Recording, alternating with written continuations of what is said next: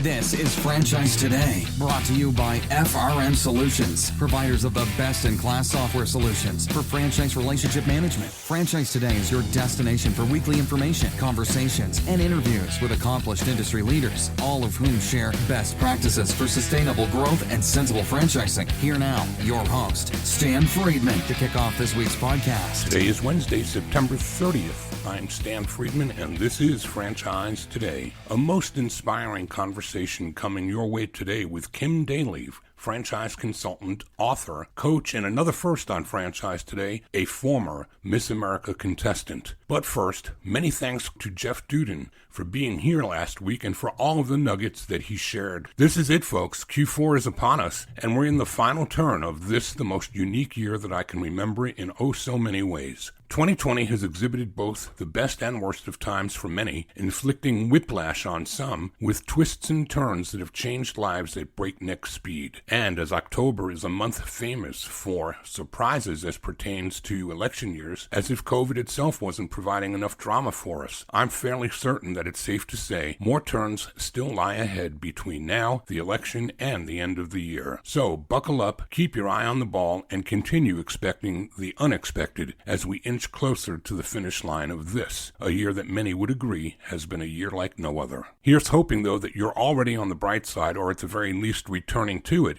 as we all hit the gas and look forward to the rapidly approaching holidays and the new year thereafter. Amazing as it seems, this is already week 40, and Thanksgiving is less than 60 days away. So, speaking of time, it's time to take a quick break here, and when I return, I'll be joined by the most inspiring Kim Daly. Franchise Today will be right back, but first, a word from our sponsors. We are all familiar with Vistage, YPO, and EO. Well, now comes Zorforum, a somewhat similar type of executive group, but this one comes with a twist. Zorforum groups are exclusively for franchisors. Imagine a peer group for sharing and networking on a platform built exclusively for franchise executives. Zorforum members are afforded unparalleled access to best practices and some of the brightest minds within the franchising world through regular meetings and a dedicated communications platform.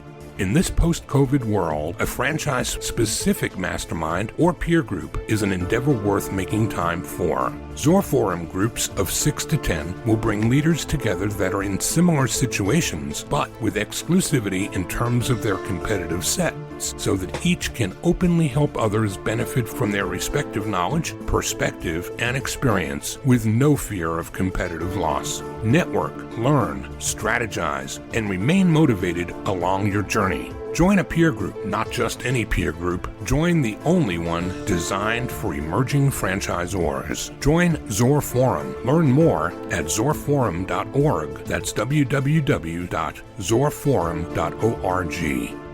Kim Daly is one of America's top franchise consultants, helping thousands of people explore franchise opportunities, and most recently she became the co-author of an Amazon international best-selling book titled Franchising Freedom, for which I proudly wrote the foreword. For over 20 years, Kim has traveled the country as a keynote speaker and business breakout leader, and has hosted her own live events educating, motivating, and inspiring Americans to the dream of small business ownership through the proven systems of a franchise. Prior to becoming a franchise consultant, Kim ran her own health and fitness-based consulting firm and worked with Dr. Denis Waitley, Denise Austin, eDiets.com, Gold's Gym, and many other national health and wellness brands, and even launched the first health and fitness marketplace at USA Today called BeHealthyNow. Kim was a personal trainer in college, and as mentioned earlier, she was even a Miss America contestant. She graduated Summa Cum Laude with a degree in Nutritional Biochemistry and a minor in sports nutrition. Kim has the wisdom that comes from experience and combines that with her knowledge of franchising, her passionate personality, and her ability to inspire people to achieve their dream of business ownership. In all her pursuits, Kim Daly desires to be a role model and influence to others to live their best possible life. Kim Daly, welcome to Franchise Today. Thanks, Dan. It's a super pleasure to be here. You and I have some history, right? We have a long history together, Dan. We do. We go all the way back to my very first days in franchising right out of college. And here now, in the current day, we have a connection yet again, too, with a book that we've both been involved with called Franchising Freedom, which just got released in paperback. It's been out as a bestseller in Kindle for a number of weeks. And now in paperback, I just got mine at my doorstep today. And we are number one in the US, UK, and Australia as new releases. We're number one for small business franchising in Australia. Number two, both in the UK and the USA, small business franchise and home-based business categories. Number 5 in Canada. I feel pretty proud. That's pretty amazing. I'm super proud of that book. What a fun journey it's been. Absolutely. And you know, the guys who came to me with this, Peter Daly Dixon and his cohort, Andrew Priestley, contacted me back in August about this and wanted to ask me to do a chapter as you did. And I had a lot on my plate at the time. And I told them, I said, I can probably get to this in the fall. And they said, no, the book's going to be done in 30 days. And I said, 30 days? I couldn't even think about what I'd write about in 30 days, much less get it written. And they said, no, this project's going forward. This book will be out in print in 30 to 45 days. And I just thought that they were, I don't know what I thought. Didn't think it was real, but they came back to me and asked me if I'd be interested in writing the foreword. And after they sent me the galley and let me see who was in the book and what they'd contributed, I said I'd be proud to do that. And I'm glad that I did. Good for you. Want me to tell you my quick story about this book? Please do. So I get a flashback to 2018. So the chapter that I wrote about was on the mindset of success. Like, what does it really take to be successful as a business owner? And I approached this from the mindset. And so let's go to Kim Daly mindset. So in 2018, I make declaration statements over my life every day. And I wanted to write a book, but I really wasn't very motivated to write a book. I make a lot of videos. I love talking. And often people have said, you should write a book. And I'm like, but I don't really want to write a book. So I decided to add a declaration in 2018 that I am a published author. But then I'm like, that's not really big enough for me. So I'm like, okay, I am a New York Times bestselling author. It's better, but I am an international best-selling author. Boom! That's what Kim Daly wants to be. So for 1 year, 365 days, I made this declaration statement over my life, hoping that it would inspire me to write a book. When I sat down to write my declarations for 2019, I'm like, well, it never inspired me, so I'm going to take it off my list. So in July or August, as you've said, when the guys came to me and asked me, I almost said no as well because it was summer and we have a pool and my kids are home and I want to be outside. But I was like, whatever, it's one chapter. I probably already have something I can use. I'll just, reword it. And I ended up writing something fresh. But anyway, when I handed in my chapter and I was on the Zoom meeting with Peter, he said to me, well, get ready, because this is going to become an international best-selling book. And when he said it, Stan, I literally laughed so hard, I started crying. He must have been like, this woman is a total freak. But because he had no idea, he knows now. I told him like a couple of days later when I composed myself, because I was laughing. That is the magic of what I wrote about, that what we believe is what we will make true. I am able to call myself an international best-selling author, and I didn't even have to write an entire book. Isn't that amazing? It's so amazing. It's magic. And I even gave up on the dream, right? I gave up, but there it was in the works coming to me, because for 365 days I had declared it. There's another book that you're reminding me of now, which I really love. It's a book that was written by James Redfield. It's called The Celestine Prophecy. Oh, sure. I read that. Yes. Well, in that book, what does James Redfield tell us about? There are no coincidences. This is definitely not a coincidence. I 100%, I was the creator of that book by declaring it and believing it, just like so many other things that I've achieved in my franchise business, in my life personally. It's just one more thing to put in that pile of, oh my gosh, when we have to be careful what we talk about. I shared the story with my children because I want them to understand that the words that come out of their mouth have so much power over their lives, all of us. Just really made a great segue for me, because we're going to talk about the intentionality or unintentionality of life and decisions that we make. And as is the case each week, I ask my guests to rewind the tape for us and help us learn how franchising found you, because we don't find it as an unintentional type of business that we're in. So take us back to the days of the beginning of your franchising career. What were you doing that led you to franchising? And we'll walk up from there to the current day. Okay, Stan. So I actually answered a classified ad in the newspaper. I was just out of college. I was on my way to med school, and I had raised money for the alumni fund at my college. So I knew that I had telemarketing skills. And this job was for a telemarketing job, and it was for a franchise consulting company. And about the third day on the job, the president of the company took me to lunch and offered me a full-time position, much to my father's dismay. He was like, "You'll never go to med school." I'm like, "Oh, Dad, I'm totally going to med school. My whole life has been about med school." Well, why are your dads always right? So as I was telling you earlier, I mean, I made a lot of money my first year out of college. I had a great mentor who was the president of that company. And I owe a lot of my success in franchising from his mentorship and what I learned way, way back in the day. This was probably back in like 1996 or so. And then I left franchising. So I built that franchise consulting company. I ended up with a full-time job, and that company ended up getting sold 3 years later into private equity. And based on the success of that, mentor and owner of that company helped me start my very first company. He knew that I was an entrepreneur at heart and I loved health and fitness. And so he helped me actually launch my first company, which if you went to usatoday.com and you clicked on the health and fitness marketplace, it actually clicked over to my company, which was called BeHealthyNow.com. And this was in the very early days of the internet where there was it was sort of like the wild, wild west. I mean, we could charge anybody, any advertiser, any amount of money. There was, no pay-per-click model. There was nothing. We were making it up as we went along. And in fact, that's what that company in franchising, which is Franchise Solutions that I worked for, that's what we did. We were the first aggregate website for franchisors to be able to advertise to candidates using the internet. And that's why that company sold into private equity, because that was right in that .com bubble thing. I got my start in franchising. I broke free because I wanted to do it on my own, and had my own companies for about 5 years before I really realized that I needed systems. I needed people. Entrepreneurship is very lonely, right? And franchising is so collective, and we get to share and grow and just like commiserate and celebrate with each other. And so that's about the time when FranChoice was getting started. And I did absolutely love the consultant role. And so I got started back in February of 2002.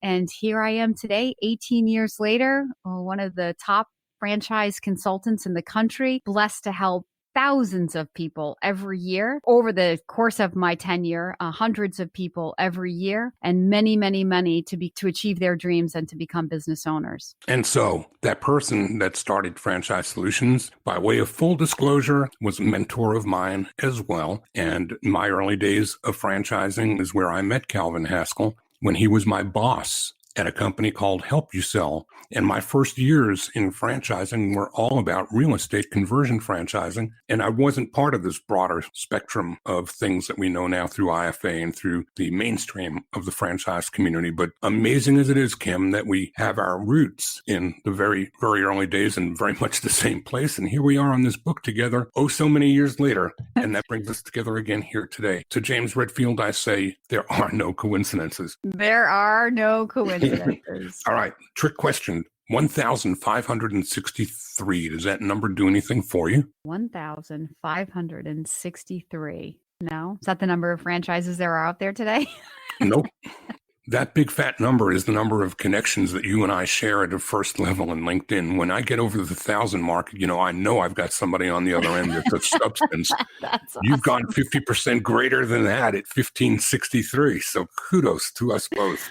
Our industry is so incredibly large and yet so incredibly small. We are all both connected to all the right people, Kim.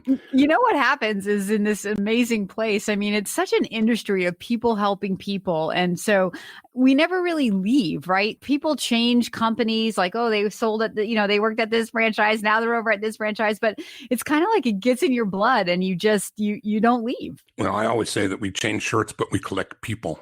That's true.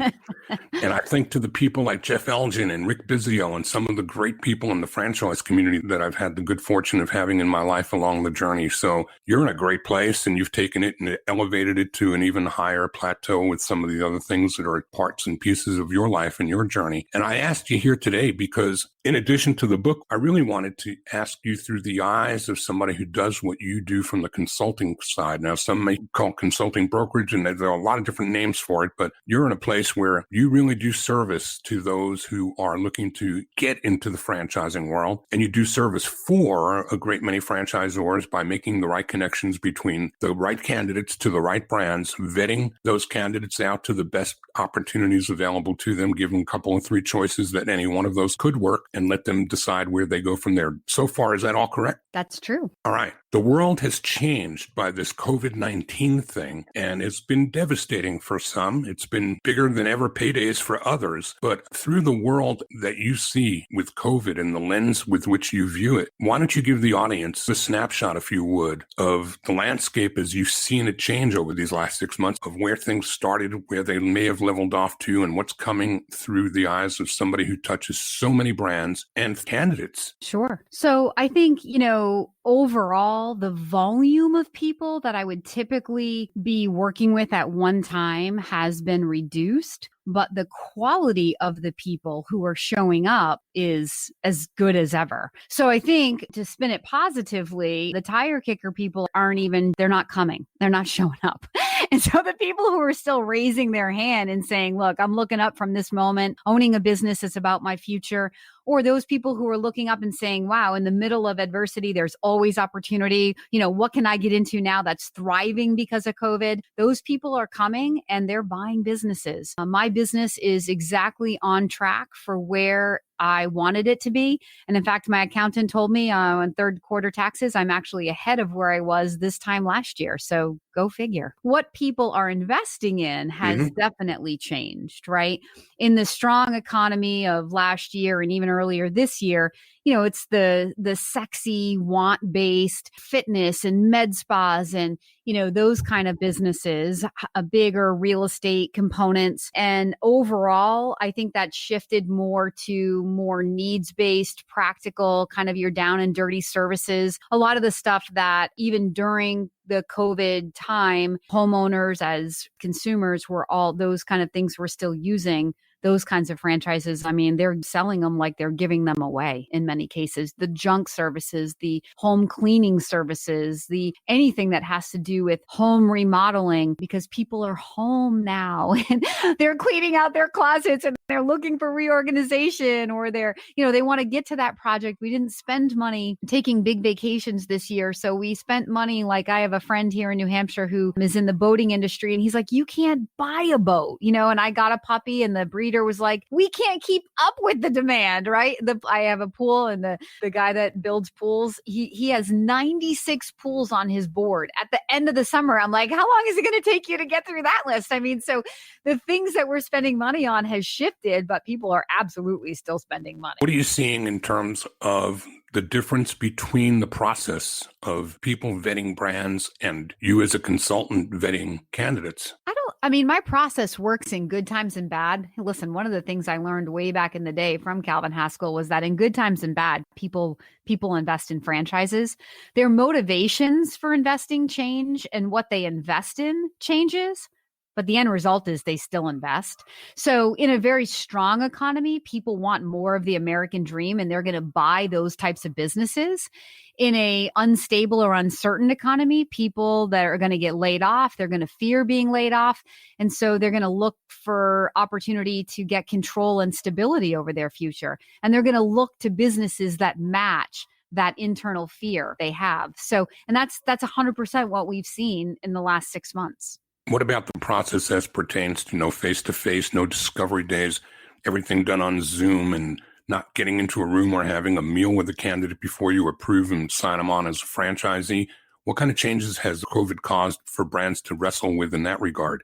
Yeah, we've definitely seen all of that. And one thing I would say to franchisors is, look, I think that a virtual discovery day should be harder to get into than a face-to-face. Because what happens is if we don't use a meet the team day or a discovery day as the closing tool, as the final event, then there's no way to kind of wrap up a candidate's investigation. And when they're in an uncertain time, look, they're going to stall, right? They're going to take as much time as they can have because they don't want to have to say yes, right? Most candidates, that's just a natural thing, right?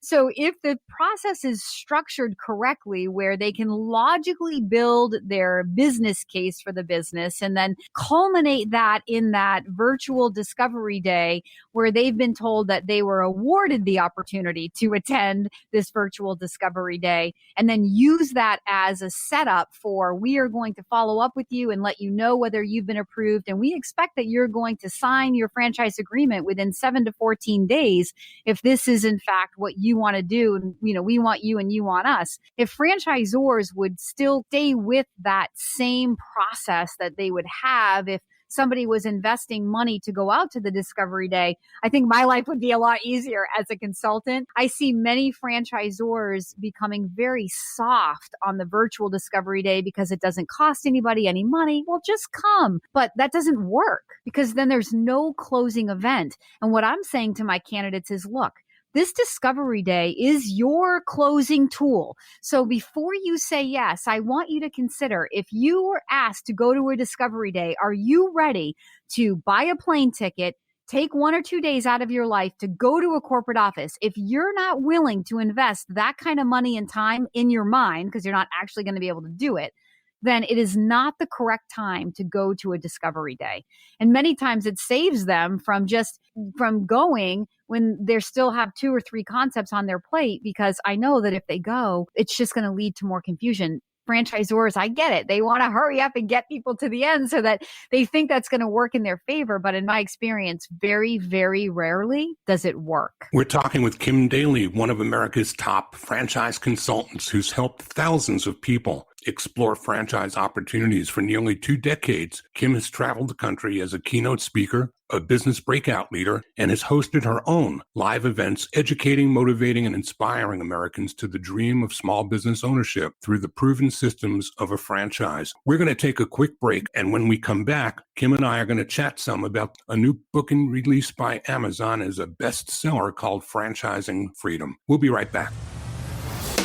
Franchise Today will be right back, but first, a word from our sponsors. This portion of Franchise Today is brought to you by Zoracle, providers of spot-on profiles, the gold standard of assessment tools that assure you're selecting the right franchisees every time. Unlike DISC or others that simply gauge personality or communication styles, Zoracle's spot-on assessments are all franchise-specific and based upon 7 sciences that nail the results each and every time. Your prospects simply answer a few questions online, and like magic, Zoracle's algorithms scientifically slice, dice, and analyze their thresholds for risk, their business acumen, and even their propensity for single or multi-unit ownership. Zoracle's spot-on analysis is like having a crystal ball, but there's no hoodoo here. It's all based upon science that flawlessly determines franchisee, franchisor compatibility, and accurately predicts performance.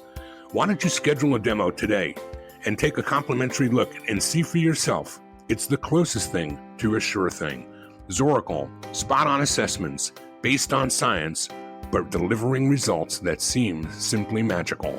Check them out at www.zoracleprofiles.com. And we're continuing the conversation with Kim Daly. So we talked a little at the top about the book, Franchising Freedom. Why don't we share a little bit about the chapter that you wrote to become that international best-selling author? Sure. Lots of times candidates are looking to the franchisor to make them successful. They're looking at the territory or the location as the end-all be-all. And in the 18 years that I've been a franchise consultant, never have I proven outside external factors to lead to a franchisee's success. And so my chapter is all about how the number one factor to your success in a franchise business is you. Waking up, being accountable, following the franchisor's lead, being coachable.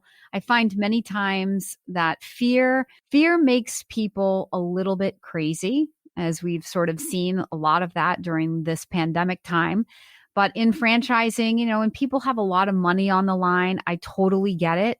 And they're fully invested and they need this to work out. But fear makes people look to, again, external factors. And my whole coaching process with my candidates is about helping them, educating them, teaching them to look inward. So first, you definitely have to follow the franchisor's lead. You have to surrender your ego at the door. If this is your first time owning a business, even if you think you know how something should be done, I think it's in your best interest to follow the franchisor's way of doing it and then follow their process and then have really clear, specific goals and dreams. So this is something that I did in my business. I was an average performing consultant from about 2002 to about 2010. And then I decided to get very clear and specific with myself about how many people I wanted to help every year. Little did I know that the numbers that I made up that I thought felt good for me were numbers that would propel me to building the largest franchise consulting business in the history of franchise consulting. But thank God I didn't tell anybody what I was doing. I might have talked myself out of it, but I didn't know. And I set out to do that. And 365 days later, that's in fact what I did. And so after I did it, I sort of went back and I looked at all of my numbers and examined my business and looked at my goals and really saw the science of what I had done. And I have replicated that science every year since. I have shared what I did with other consultants who have gone on to do more than I do, which is amazing. And now I also give that science to all of my candidates. And the basis of that science is that if you don't have clear and specific goals for yourself in your business, you're not going to achieve anything great. And if you have the goals and you don't even actually sometimes have to know exactly how you're going to get there. I know that sounds a little counterintuitive, but like we started this conversation with my declaration statement about becoming an international best-selling author, I had no plan other than that I was going to write a book, and I still didn't write a book. And now I'm an international best-selling author. And some people without faith may say, yeah, that's just a coincidence, but it's really not. It's a synchronicity. It's something that I created. And that's what I'm trying to coach my people to be mindful of what they're focused on every single day. If they're focused on what they're not getting, if they're focused on who to blame, if they're focused on what the franchisor should be doing for them, instead of focusing on their goals and what they know to do through training and to get out there every day and to be accountable and to go make it happen, more than likely, whatever they're focusing on is what they're going to get. Not more than likely, it's 100% true. At some point, it will catch up with you. And I think that that's why there's so much, I mean this in the best way, but so much mediocrity in franchising. There's always this large average pack, right? And every franchisor out there should really want the average to raise, right? Because if you can raise the average franchisee to, by $500,000 or by $1 million, imagine the royalty return on that, right? Plus the validation return. If all these people are making that much more money, and all it takes is a little bit of business coaching, a little bit of mindset coaching with these franchisees, because it is their first time and they don't know, and it's just like if you go into the gym and you've never worked out before, you can, say you're going to lose weight by going to the gym every day and just sort of fumbling around on different equipment, jumping on the treadmill. But is that really an effective way to get yourself in shape? Well, no. You could go into the gym and you could hire the personal trainer who has a degree in exercise physiology, who knows the most effective techniques and workout routines to get you in shape. And that's what we're doing in franchising. But franchisors, there's more to it than the tactical training, right? There's the mindset coaching, because that's going to play a bigger role in what people do and how they think and in your entire culture.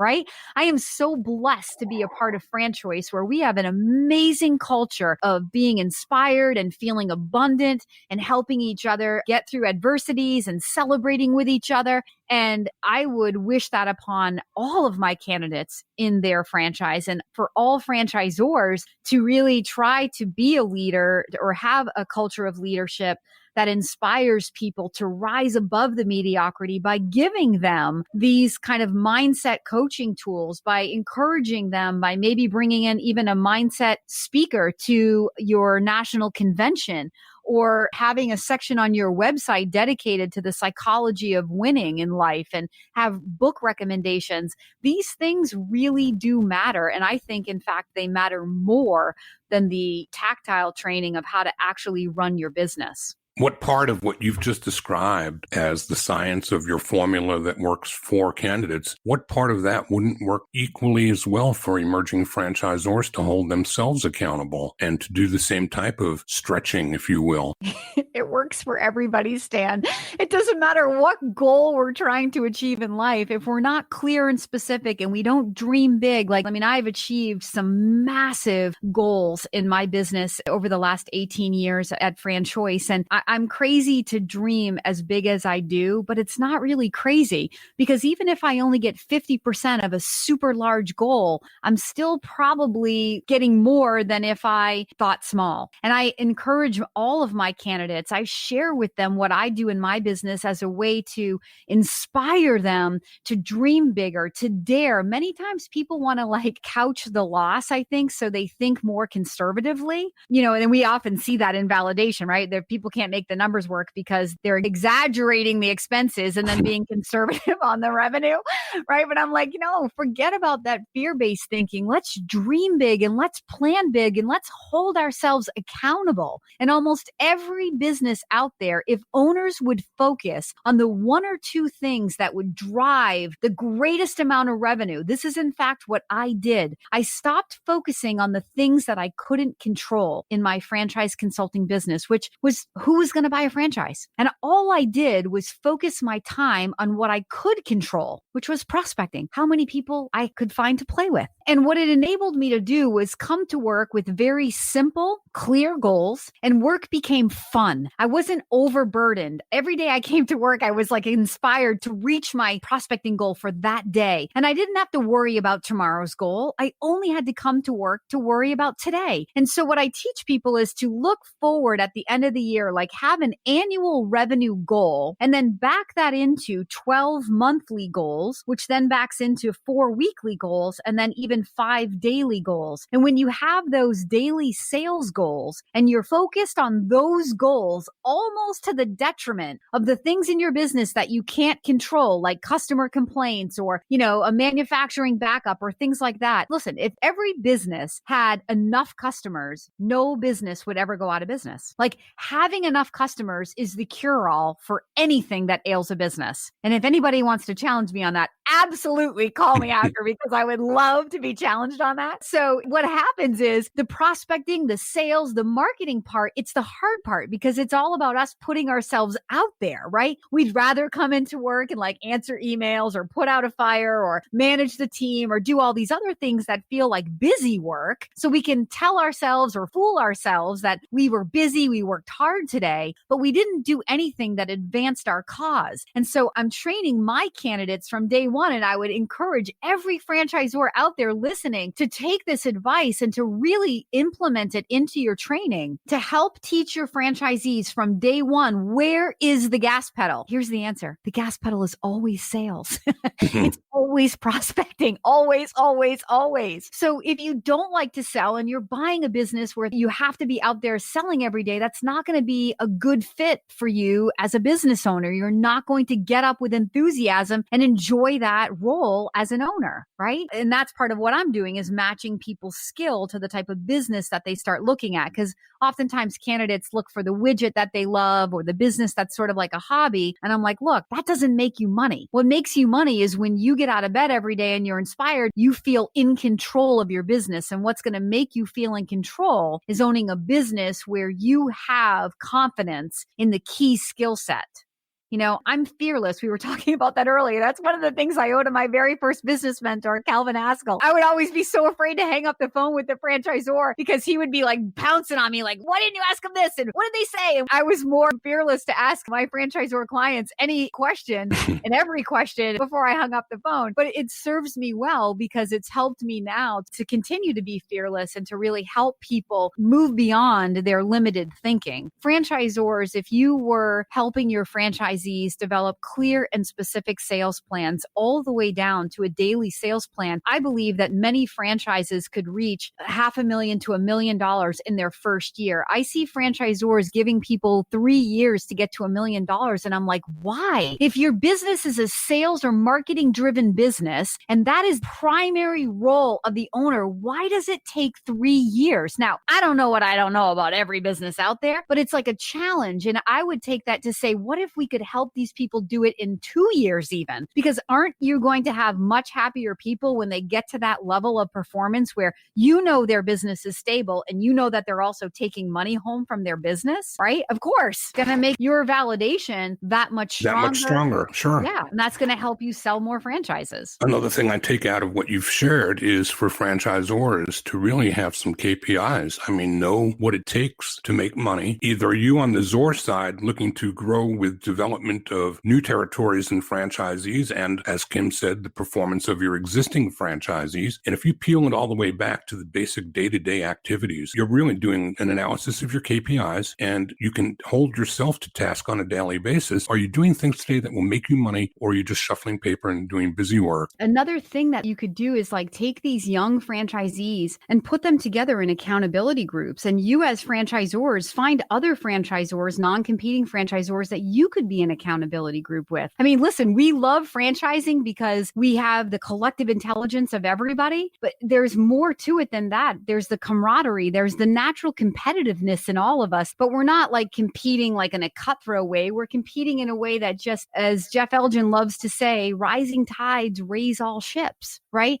So if I can figure out how to get my business to $1 million in 1 year, and I'm in an accountability group with other people and they're watching me do it, well, guess what happens to them? Their belief that they can do it goes up. And so sharing numbers, exposing everybody's numbers, some people may not like it, but when they can see like where they are compared to where their peers are at that point in the week or that point in the month, I mean, I'm telling you, that will help people really come to work to be focused on driving what matters most in their business. And ultimately, it's for their benefit. It's for everybody's benefit, right? Because if we're all making money, we're certainly having a lot more fun. We're winding down close to the finish line, and I always like to give my guests an opportunity to tell me if there's anything that I didn't ask you that you wished I might have. No, I mean, I think this has been so fun. I've spent 18 years as a franchise consultant. And, you know, the other thing I wanted to be when I was 15 years old was a motivational speaker. And again, I thought that I had sort of like my life had turned in a different direction, but God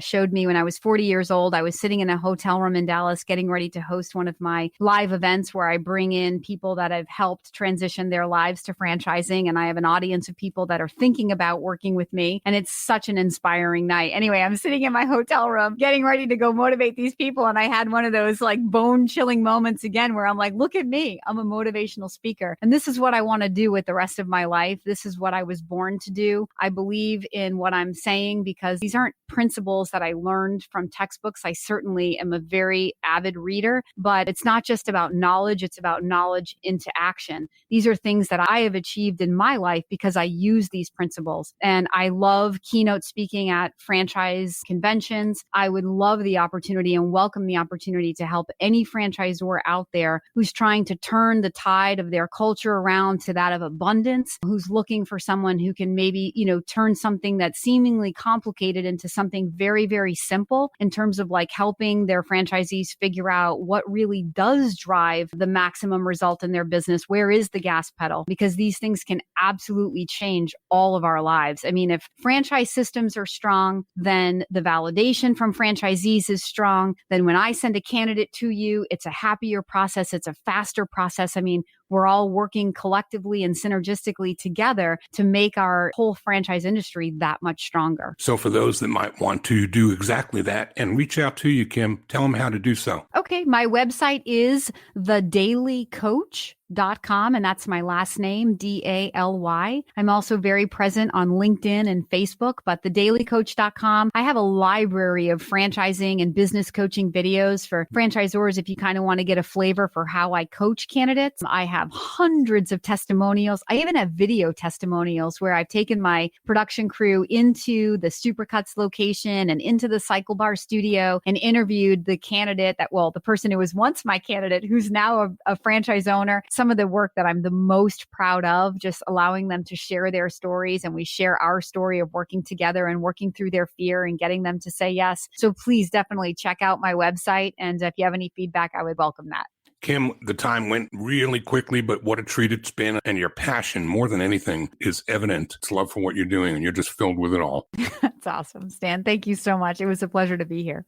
Thank you, Kim Daly. You know, the one thing I didn't think to ask Kim was how proud her parents must be of her, even though she never did travel down that road to medical school as planned. But when you think about it, what she's done with her life is dedicated in much the same way that a doctor would. She listens to her clients' situations and needs. She diagnoses solutions to those problems, and then she alters their lives in amazing ways that sets them on their way to live their most amazing life possible. Well, that sounds like pretty good medicine to me, and a whole lot to be proud of. Well, that's a wrap for today. As always, keep doing the very best you can. I'm Stan Friedman, wishing you the best, the very best of all things franchising, and Franchise Today is out.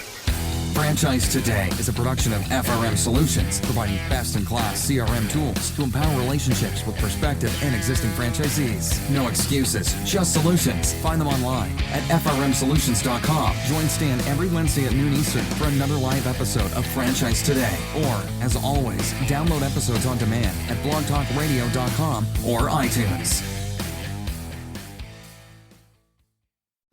When you're part of a military family, you understand sacrifice and support. So at American Public University, we honor your dedication by extending our military tuition savings to your extended family. Parents, spouses, legal partners, siblings, and dependents all qualify for APU's preferred military rate of just $250 per credit hour for undergraduate and master's level programs. American Public University. Value for the whole family. Learn more at apu.apus.edu/military.